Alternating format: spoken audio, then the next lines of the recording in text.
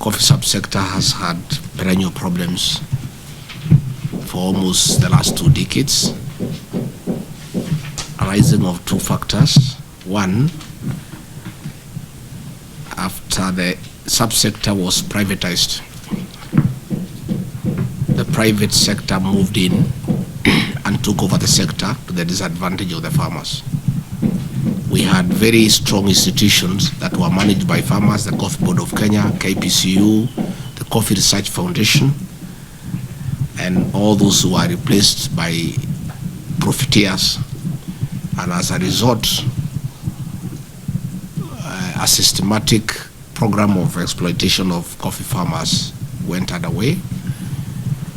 As a result, once the farmers did not get commensurate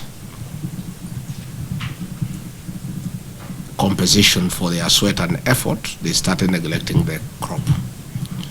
We used to produce 251,000 metric tons of coffee. But because of poor prices, there was a lot of uprooting of coffee and neglect of the coffee bushes, bringing us to an all-time low of 50,000 metric tons. So we have been working with the 2 ministries, Ministry of Agriculture and Livestock Development and the cooperatives, to try to deal with the cartels in the sector, look for new markets for the farmers, improve the pricing, and motivate the farmers to agree to look after the coffee bushes. And that has been going on, albeit a lot of resistance from the players in the industry, but we have worked very hard and we have been making good progress. We had also a tea conference in Kericho, and this subsector was almost crumbling down because of court cases. There had been elections in KTDA, and the directors who had been there for a long time were not satisfied with the outcome of the results that made them leave the subsector, and they filed many cases. Most of these cases now have been withdrawn, so we are in a good position to carry out meaningful reforms in the tea subsector that will help our people.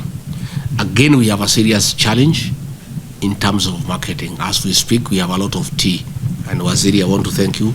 You are there, and to try to unlock. I'll also want to go there to give it higher profile so that our tea can move.